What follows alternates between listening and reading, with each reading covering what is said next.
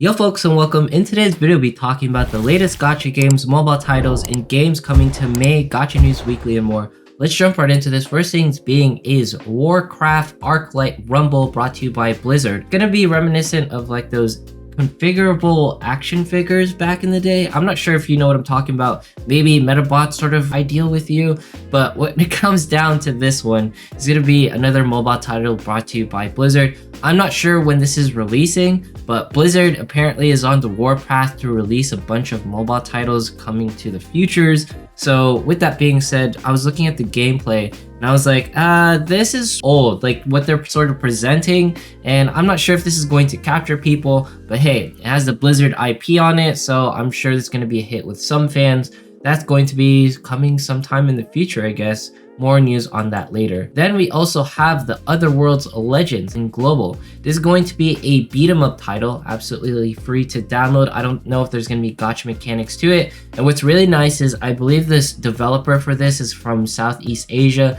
So if you want to support your Southeast Asia developers, feel free to check it out. I think the title looks pretty cool, has like that anime vibe to it. And if you ever wanted like a beat 'em up roguelike game, I think this is one to really check out. Looks really cool to me. On other fronts, we also have Your Majesty RPG that's going to be, I guess, in this fantasy setting. As far as it goes, it looks pretty cool to me. There's gonna be waifus in it, all sorts of different characters to explore. They're gonna have like alter selves with them, so we'll see, but there is some announcements for it, so I thought I'd talk about it. No gameplay yet. Then we also have the Final Fantasy VII Ever Crisis delivery date. This is apparently coming sometime in 2022. We'll see if that's true. Some of the gameplay right here, my goodness, doesn't it look absolutely amazing? That's all I have to say, because the graphics, it's pretty much from the Final Fantasy VII remake game. But hey, I don't really care. Final Fantasy VII remake experience on the mobile front, all good to me, because if you can keep the quality of the cutscenes, then yeah, that's what I want. So more to come on this sometime in the future, I guess. Then we also have Ni no Kuni with a possible date of June 30th, 2022 releasing. There's a lot of things to be said, whether this is going to have blockchain and stuff in it, but hey, if they do it right, Ni no Kuni is a beloved franchise to me because it looks absolutely amazing from the Studio Ghibli's, and what could they possibly do to not make this a better or possibly good game, in my opinion, alright? But more to come on this. And then we also have the Re-Fantasia Charm and Conquer. Now, why would you guys even decide to play this game? Look at the waifus in this. Oh my, so amazing. Like the details and all the different things, I absolutely love them. If you actually look, there's like a follower faction. Look at this furry waifu. I have not been to these sort of things, but hey, it looks really cool to me, all right? But the gameplay has a lot of things to be desired, in my opinion. It doesn't look too amazing because it has like that copy and paste mobile sort of UI to it, and it's lackluster in my opinion in that regard. This is gonna be like, hey, that army sort of thing where you push like the enemies and you go forwards. So basic, so there's nothing really too exciting to it. The only reason why you would play this is because it's available right now. And my goodness, the waifus in this, they are so collectible. And I don't know if that was allowed to show, but there you go. You got that slime waifu right there. You caught it if you got quick eyes. Then we also have Y6 that's going to be available in the Southeast Asia regions. If you don't know what Y6 is, it's going to be a beat 'em up title, top down. It's on the same levels of Zelda because this game is kind of old in that regard. But there's going to be plenty of different waifus and sort of things to interact with in this game. So if you ever wanted to try Y6 because it's no longer region locked back when it was in Japan, then feel free to check out this title because it's going to be a fun one with different classes. And I'm guessing it's going to be more active in some regards and auto in other places, right? Then we got the DC World Collide. So if you ever wanted to see your DC or heroes in a card-based sort of mechanic, then this is gonna be cool, and this is gonna be something to check out, right? Superman, Flash, all the superheroes. There aren't enough waifus in DC comic books in my opinion, but hey, it is what it is. The game right there for you. Then we got the Memento Mori entering pre-registrations. Forgot what this is about. It's gonna have a bunch of different waifus. I don't know if it's gonna have an EN release, But hey, there's a lot of waifus to collect and they look stunning, so I'm gonna be looking forward to this when it does be releasing. Then we got the Rotaino, a rhythm game that's gonna be releasing sometime in May. With these titles, they're usually a bunch of fun. So I'm assuming the gameplay is gonna look something like this, where you tap the screens, there's gonna be a little flashes, there's gonna be different waifus. Reminds me of Gargura if she was in like this rhythm setting. If you didn't know, Gargura is absolutely crazy good at rhythm-based games.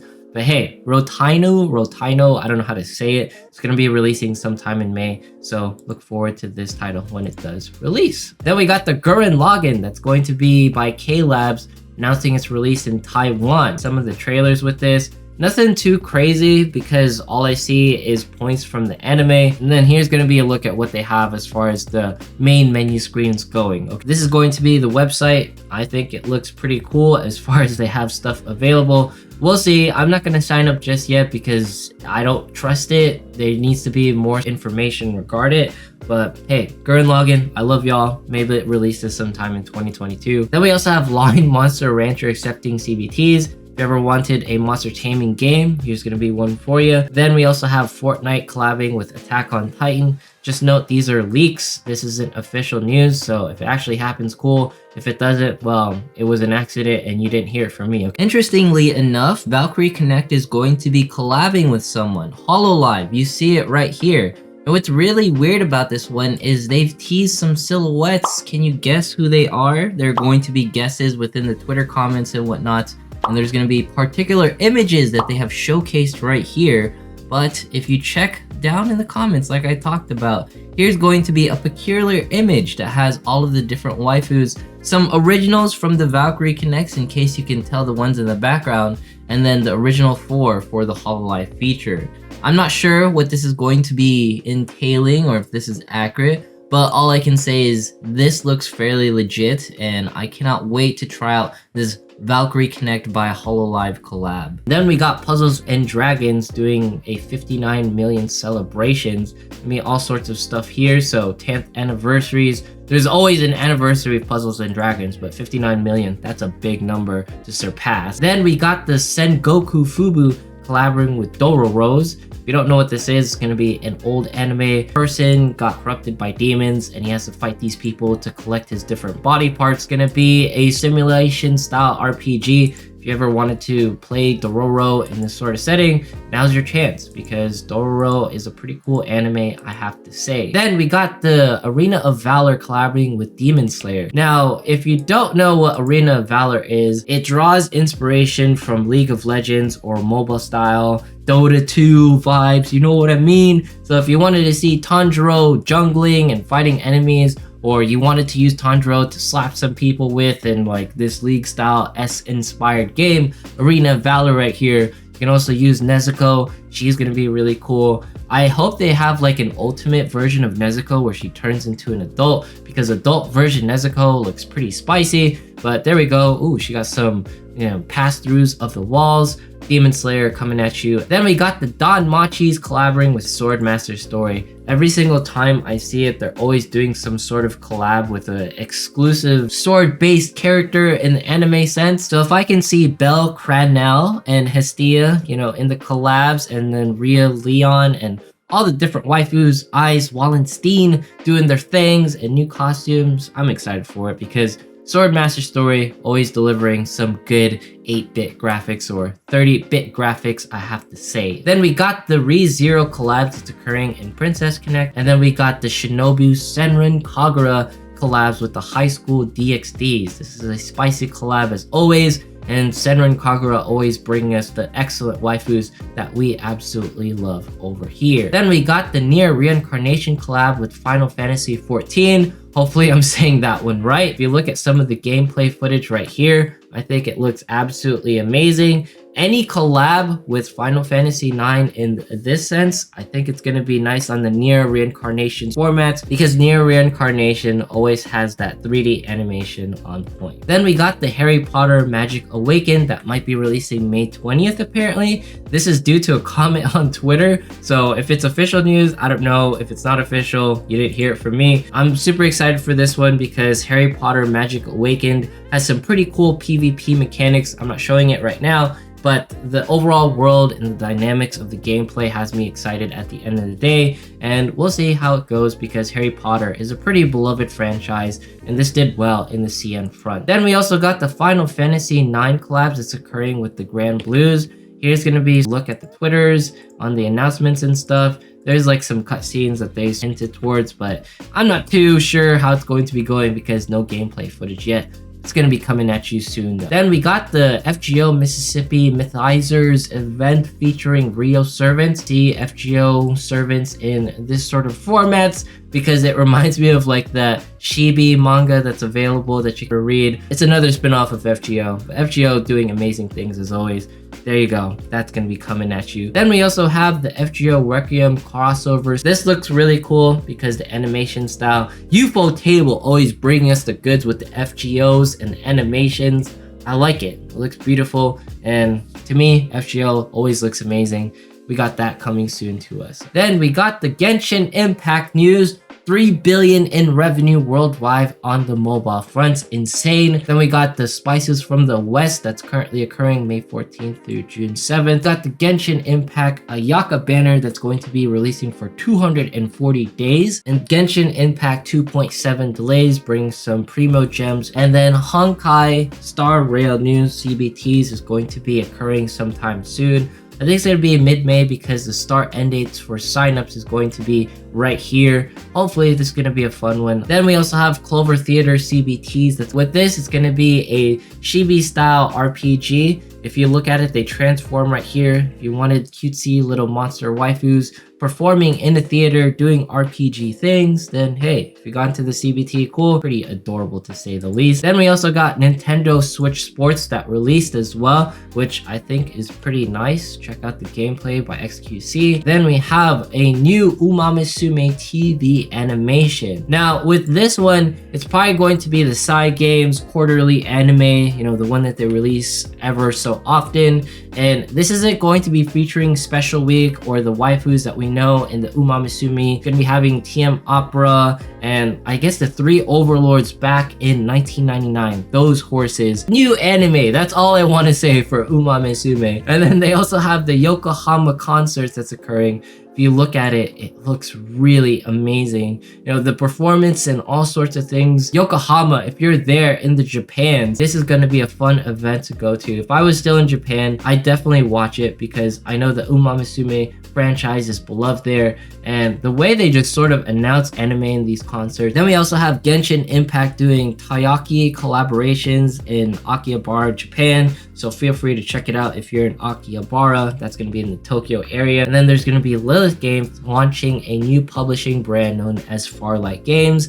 That's going to be interesting because on other fronts, we also have NetEase Games announcing a US-based studio, Jackalope Games. This is going to be brought to you by Jack Emmert, who gave us City of Heroes Neverwinter, Star Trek Online, and DC Universe Online as well. And then we got Tencent Game opening a new studio in Liverpool, UK. Tencent, another huge mobile provider. And then Embracer Group buying up Square Enix Montreal Crystal Dynamics, which has IPs on Tomb Raiders and Deus Ex Machina Legacy of Kain. Why am I announcing these IRL events with game publishing studios or game studios doing, you know, different things in the front? Because there's been a lot of game industry movements that I feel like the gacha gamers need to know about. And mobile gaming is sort of seeing more limelight these days. So maybe with all these different groups doing new studios and buying up stuff, we'll see some more gacha games coming to us in the forefront. Then we have the One Piece Dream Pointer gameplay brought to you by Alex Swag right here. This is brought to you by Oda-san and Shueisha and stuff. The gameplay looks absolutely stunning for this. And I'm not sure if you see it, but this is going to have some 7 Deadly Sins Grand Cross vibes with the card system, except there's going to be, I'm not sure if you saw it, this number ticker right here. And look at the animations for this game. It looks really beautiful, I have to say. One Piece Dream Pointer gameplay is something that I am very excited about because I didn't think this game would actually look this good. I didn't know what the gameplay was going to be like, but the fact that it's going to be reminiscent of 7 Deadly Sins Grand Cross is something I am very excited for, because I'm not sure why 7 Deadly Sins Grand Cross never got different formats. By that I mean the gameplay shifted to, I don't know, maybe something like Naruto, maybe like something like Black Clover. But for it to arrive to One Piece is a dream come true, because I absolutely love the One Piece franchise, and for it to have this gameplay feature, I'm absolutely excited. We have the Nikke Goddess of Victory check-ins with the new profile of Julia. That is going to be wrapping up Gacha News Weekly this week. I know you guys are looking forward to May upcoming Gacha news, but Editor-san is still sort of editing it, so we got Gacha Weekly right here to keep you guys over. But anyways, if you guys made it this far in today's video, consider subscribing, dropping a like, leaving a comment, follow me on Twitch, follow me on Twitter. Once we hit 35,000 subs, we're doing a giveaway. Thanks so much for watching. Have yourself a fantastic day, and see you guys in the next one.